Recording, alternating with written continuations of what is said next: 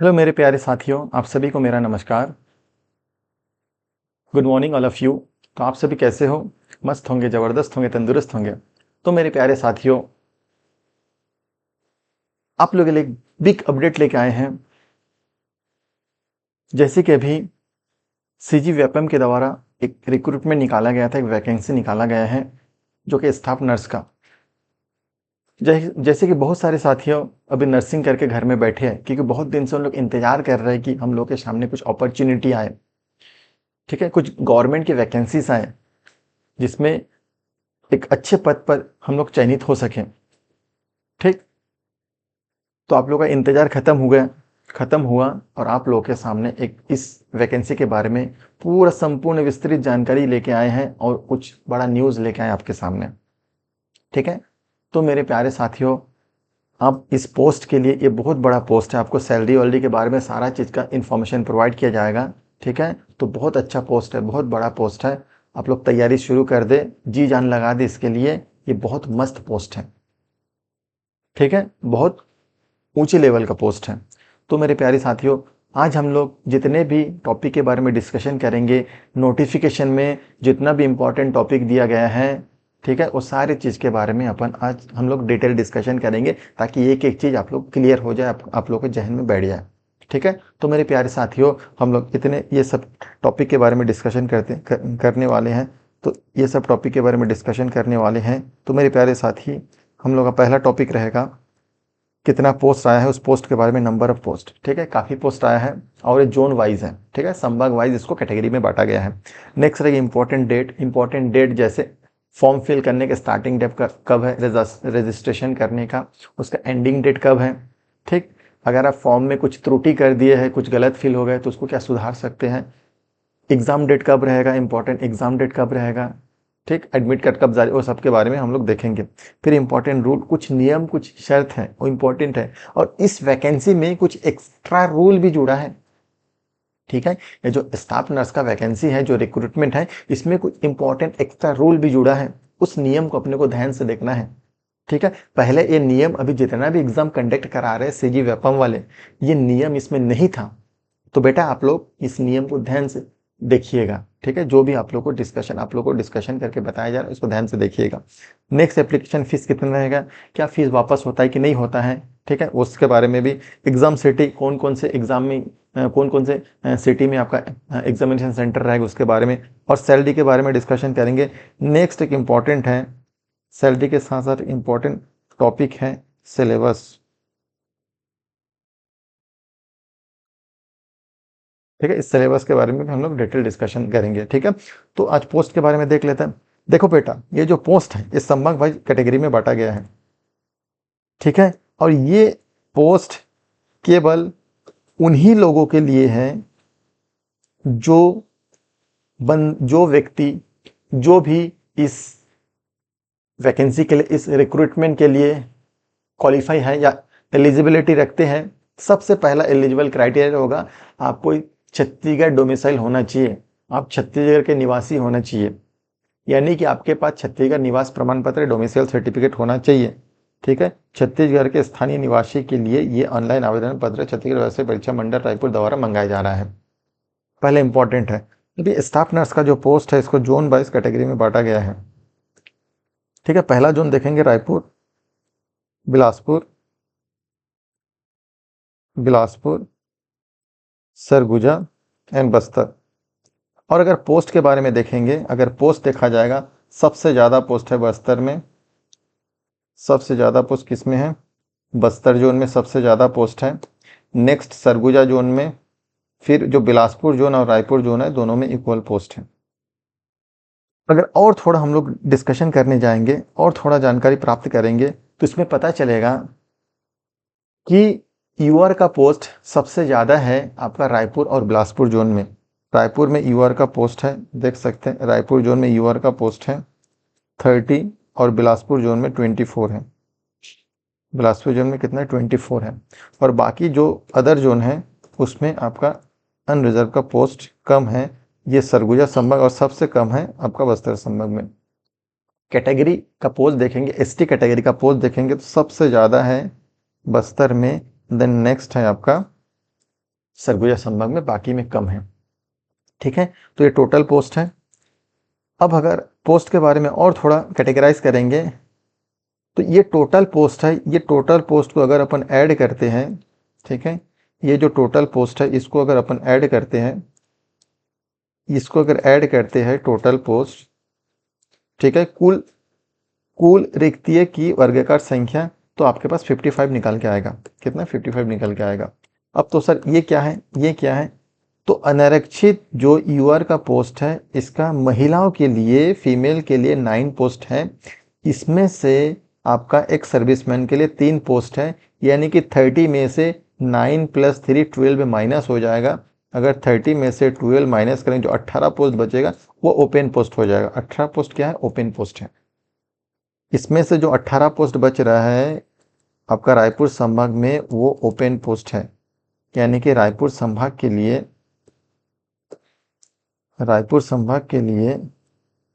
जो 18 पोस्ट होगा, रायपुर संभाग के लिए जो 18 पोस्ट होगा वो हो जाएगा ओपन सीट। 18 ओपन सीट है, तो बाकी संभाग का भी, बाकी जोन का भी ऐसे कैटेगरी में बांट सकते हैं। ठीक है, ये था पोस्ट।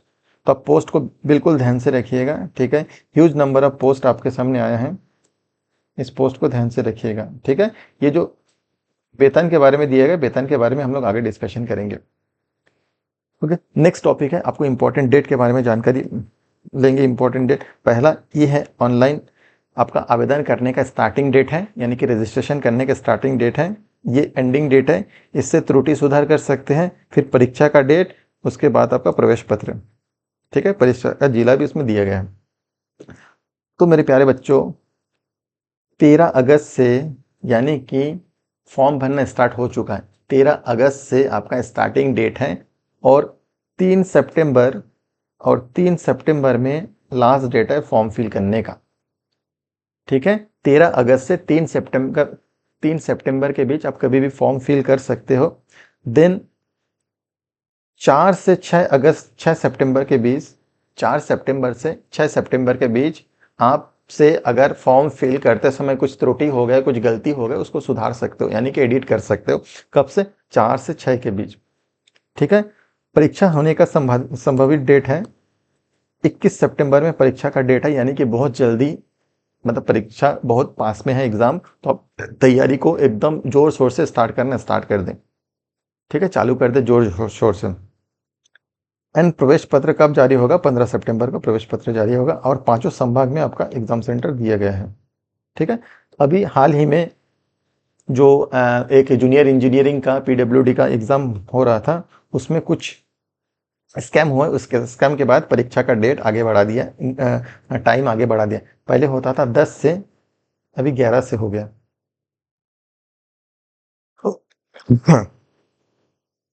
ठीक है, चलिए, डेट को बिल्कुल जहन में रखिएगा क्योंकि डेट बहुत इंपॉर्टेंट है।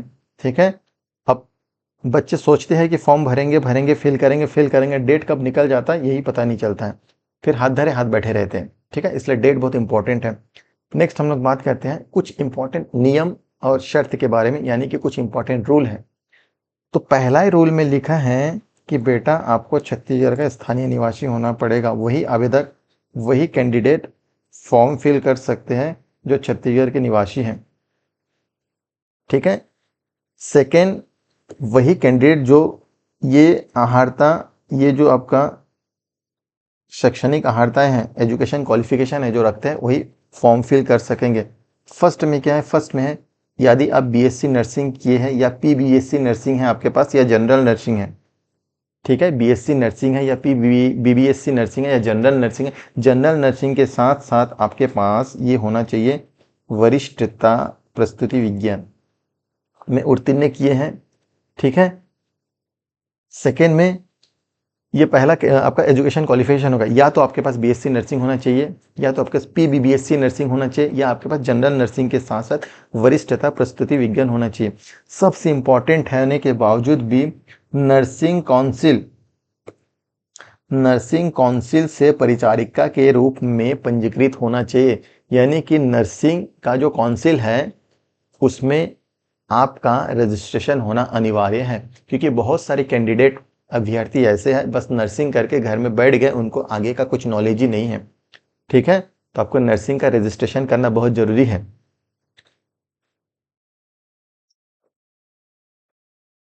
ओके, तो ये क्वालिफिकेशन है। नेक्स्ट, जितना भी आपका सर्टिफिकेट है, जब आप क्वालिफिकेशन क्वालिफाई करने के बाद जब डीवीसी कराने जाओगे तो ये पूरा सर्टिफिकेट जो एग्ज़ाम डेट का एग्ज़ाम फॉर्म फिल करने का लास्ट डेट है उससे पहले का होना चाहिए। एग्ज़ाम फॉर्म फिल करने का जो लास्ट डेट है, ठीक है, जो एग्ज़ाम फॉर्म फिल करने का जो लास्ट डेट था कब था, 3 सितंबर। 3 सितंबर से पहले आपके पास सारे के सारा सर्टिफिकेट हो जाना चाहिए। तो जिस भी कैंडिडेट पंजीयन अभी तक रजिस्ट्रेशन नहीं किए हैं, नहीं कराए हो नर्सिंग का, तो जाके रजिस्ट्रेशन करा लीजिए और फॉर्म को फिल कीजिए, क्योंकि ये मस्त पोस्ट है, कलेक्टर पोस्ट है ये। आप इस पोस्ट में बैठ जाएंगे, आप दुनिया का सारा कुछ पालोगे। ठीक, इसके बाद नेक्स्ट, एज। ठीक है, एज एज तो ठीक है, मिनिमम आपका न्यूनतम 18 ईयर होना चाहिए। ठीक है, अगर आप आपके 18 एज कम से कम होना चाहिए। और मैक्सिमम मैक्सिमम स्थानीय निवासी के लिए 35 वर्ष में से 5 वर्ष छूट दिया गया है। यानी कि एज को अगर हम लोग देखेंगे, एज को, ठीक है, तो यूआर के लिए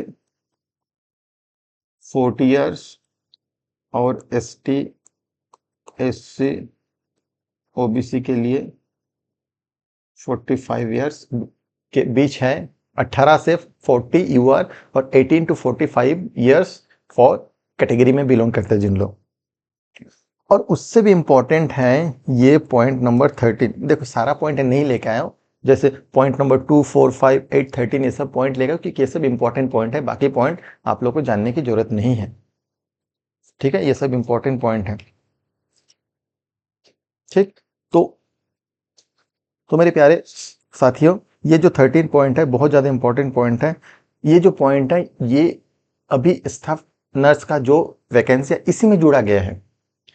अभी तक 2025 में या इससे पहले जो सीजी व्यापम एग्जाम कंडक्ट कराते थे, ये वाला पॉइंट नहीं था। ये वाला पॉइंट केवल जो सीजीपीएससी एग्जाम लेता था उसमें ये वाला पॉइंट इंक्लूड था। ठीक है, इस पॉइंट में क्या है, इतना खास क्यों है ये पॉइंट, इसलिए इंपॉर्टेंट है।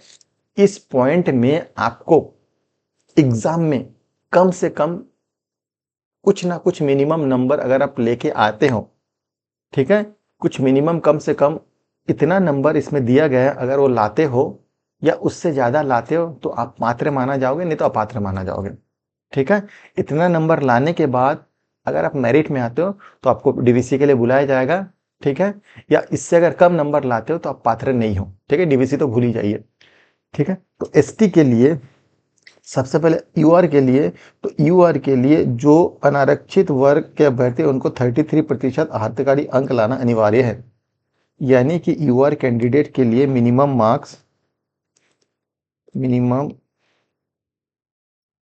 Marks for UR candidate 33%।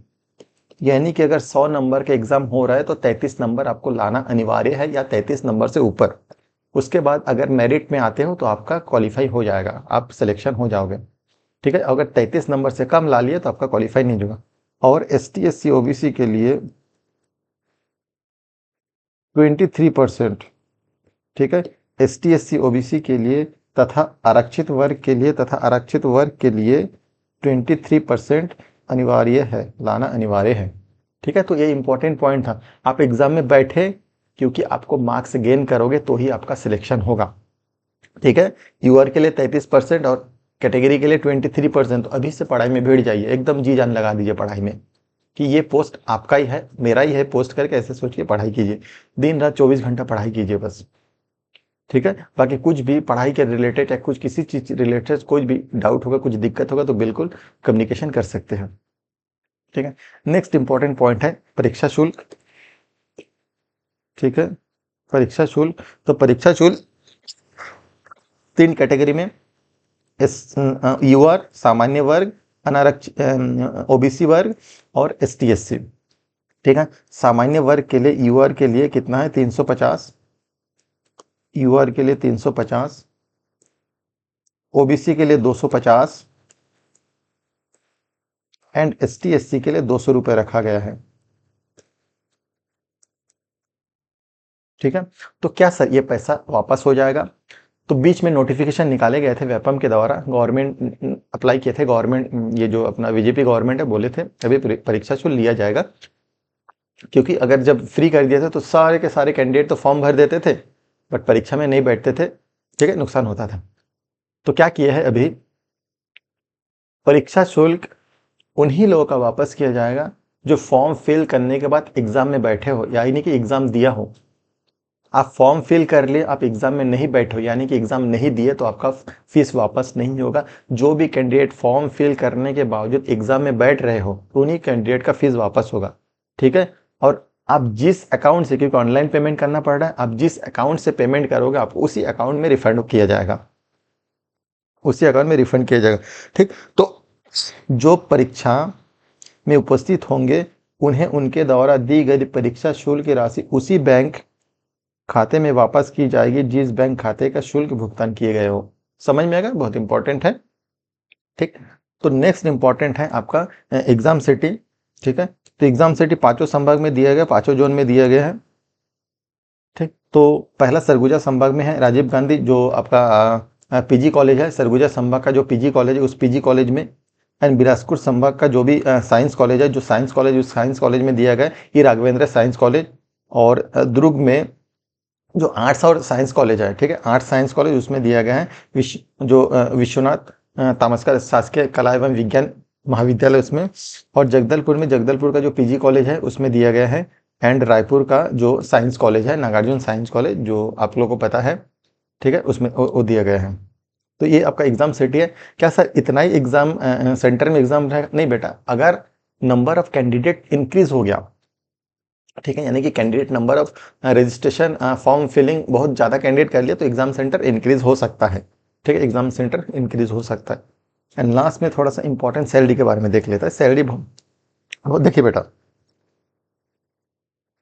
जैसे लोगों में डाउट है, पहला तो आप लोग का सैलरी 11 से 7 है और उसमें वेतन जो है 5,200 से 20,200 है। ठीक है, और ये कौन सा ग्रेड में आता है? थर्ड ग्रेड में आता है, थर्ड ग्रेड, स्टाफ नर्स का थर्ड ग्रेड में आता है। थर्ड ग्रेड का क्या सर अपने को सैलरी इतना मिलेगा? 5,200 नहीं। क्या 20,200 मिलेगा? वो भी नहीं। क्या 5,200 और 20,200 के बीच मिलेगा? वो भी नहीं। ठीक है, तो कुछ कैंडिडेट पूछ रहे थे सर सैलरी कितना मिलेगा सर? ठीक है, इतना नहीं मिलेगा। इतना नहीं मिलेगा मतलब सैलरी आपको इससे कई ज्यादा मिलेगा। ये आपका वेतन मतलब ये आपका सैलरी नहीं है, this is the pay band, एक पे बैंड है। ठीक है, ये क्या है? एक पे बैंड है। ठीक, यानी कि इस पे बैंड में जो तृतीय श्रेणी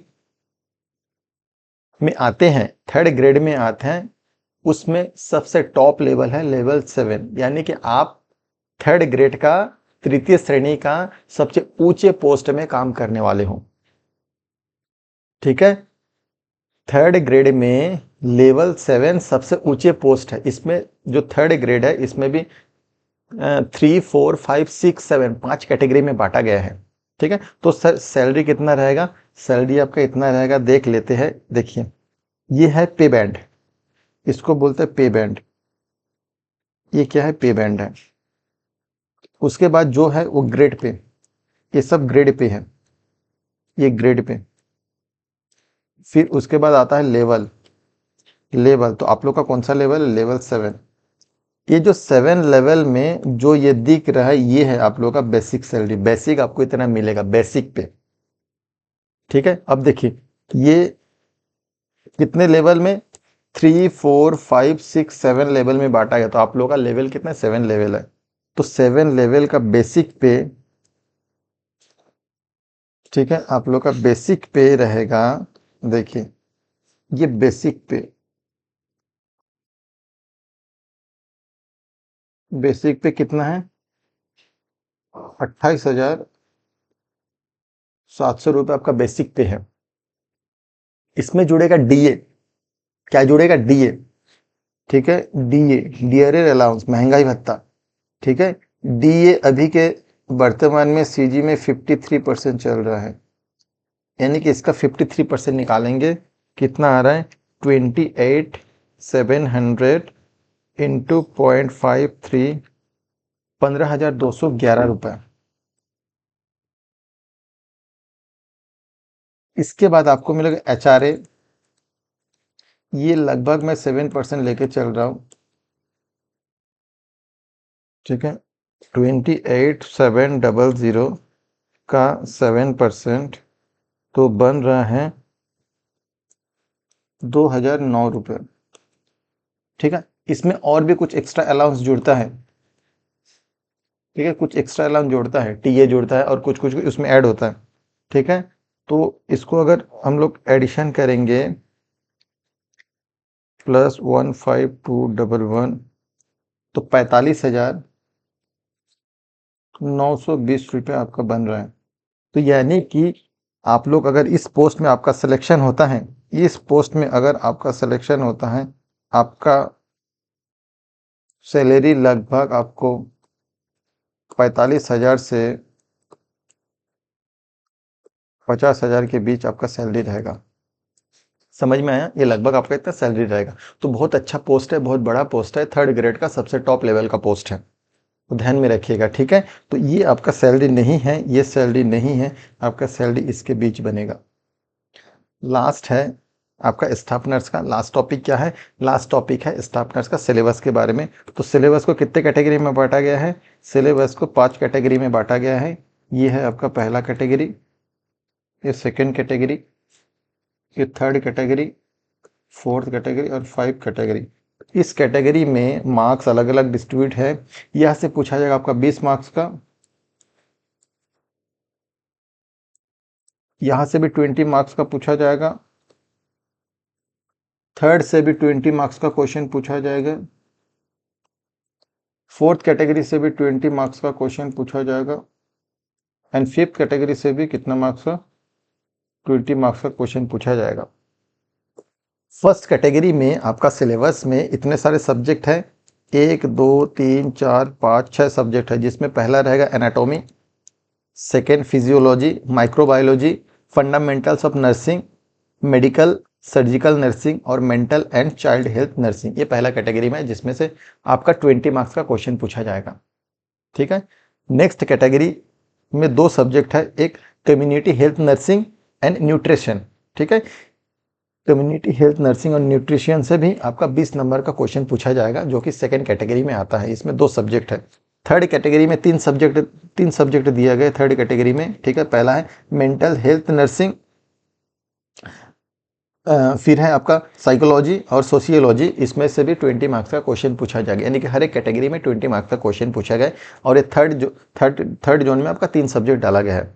एंड 4th कैटेगरी में भी 3 सब्जेक्ट है, प्रोफेशनल ट्रेंड, नर्सिंग रिसर्च और कंप्यूटर एजुकेशन के बारे में अगर कंप्यूटर नॉलेज है उसके बारे में भी तो यहाँ से भी आपका कितना 20 मार्क्स का क्वेश्चन पूछा जाएगा। एंड 5th कैटेगरी में 2 सब्जेक्ट दिया गया है, नर्सिंग एजुकेशन और नर्सिंग एडमिनिस्ट्रेटिव, ठीक है। इसमें से भी आपको पूछा जाएगा 20 मार्क्स का क्वेश्चन, ठीक है। तो यानी कि कुल मिला के कोई छत्तीसगढ़ का जीएस नहीं पूछा जा रहा है, ना ही मैथ्स पूछा जा रहा है, ना ही एप्टी रीजनिंग पूछा जा रहा है, ना ही कुछ कंप्यूटर नॉलेज पूछा जा रहा है, कुछ एक्स्ट्रा नहीं पूछा जा रहा है। जो आप लोग का प्रोफेशनल सब्जेक्ट है उसी से रिलेटेड आपसे सवाल पूछा जाएगा। तो ये आपके सामने क्या रहा आपका सिलेबस, और आपको इसी को बस आपको स्टडी करना है और प्रीवियस ईयर क्वेश्चन को लगाना है, ठीक है। तो इतना ही रहने देते हैं, नेक्स्ट कल लेके आएंगे कि फॉर्म को कैसे फिल करते हैं, ठीक है। कुछ बच्चे लोग पूछ रहे थे, क्योंकि नर्सिंग का पोस्ट बार बार नहीं आता है, ठीक है, उन लोग उतना रजिस्ट्रेशन फिल नहीं करते हैं, तो आप लोग उसी का भी एक वीडियो लेके आएंगे। तो थैंक यू वेरी मच।